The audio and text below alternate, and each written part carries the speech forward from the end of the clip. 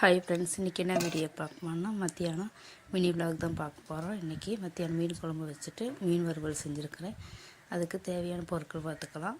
மீன், அதுக்கப்புறம் பெரிய வெங்காயம், சின்ன வெங்காயம், பச்சை மிளகா, தக்காளி, இஞ்சி, பூண்டு, அதுக்கப்புறம் மல்லிப்பொடி, மிளகாப்பொடி, மஞ்சள் எல்லாம் போட்டு அரைச்சி வச்சுருக்கிறேன். இப்போ கருவேப்பிலை, மாங்காய், தக்காளி வாங்க எப்படி செய்யணும் பார்க்க. ஃபஸ்ட்டு சட்டியில் ஆயில் ஊற்றியும் போட்டு அதில் கொஞ்சம் வெந்தயம் போட்டு கருவேப்பிலை போட்டுக்கலாம். அதுக்கப்புறம் பெரிய வெங்காயம், சின்ன வெங்காயம் போட்டுக்கலாம். அதுக்கப்புறம் பச்சை மிளகாய் சேர்த்துக்கலாம். அதுக்குள்ளே மீன் வறுவலுக்கு மசாலா பரட்டிக்கலாம். மஞ்சள், மிளகாப்பொடி, உப்பு எல்லாம் போட்டு பரட்டி வச்சுக்கலாம். பரட்டி ஒரு அரை மணிக்கு ரெஸ்ட்டில் வச்சுக்கலாம். அதுக்கப்புறம் வெங்காயம் நல்லா வதக்கி வந்துடுச்சு. அதில் கொஞ்சம் உப்பு சேர்த்து வதக்கி விட்டுக்கலாம். இப்போ தக்காளி சேர்த்துக்கலாம். தக்காளி சேர்த்து நல்லா வதக்கி விட்டுக்கலாம். இப்போ வந்துட்டு நம்ம அரைச்சி வச்சு பேஸ்ட்டு சேர்த்து நல்லா பச்சை மணம் போகிற வரைக்கும் வதக்கி விட்டுக்கலாம். அதுக்கப்புறம் மாங்காய் சேர்த்துக்கலாம். மாங்காய் சேர்த்து நல்லா வதக்கி விட்டுக்கலாம்.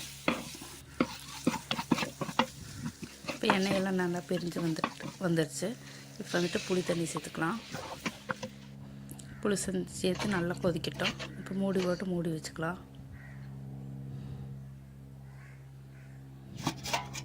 இப்போ குழம்பு நல்லா கொதிச்சிருச்சு. இப்போ வந்துட்டு மீன் துண்டுகளை சேர்த்துக்கலாம்.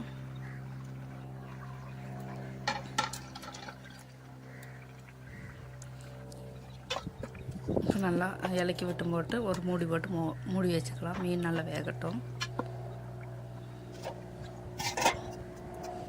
மீன் நல்லா வெந்துருச்சு. மேலே வந்து கருவேப்பிலை இதை தூவிக்கலாம். அதுக்கப்புறம் தோசைக்கல் வச்சு போட்டு தோசைக்கல் சூடானதுக்கப்புறம் ஆயில் ஊற்றி போட்டு அதுக்கு மேலே கருவேப்பிலை போட்டுக்கலாம். அதுக்கப்புறம் மீன் துண்டுகளை சேர்த்துக்கலாம். மீன் துண்டுகளை சேர்த்து போட்டு திருப்பி விட்டுக்கலாம்.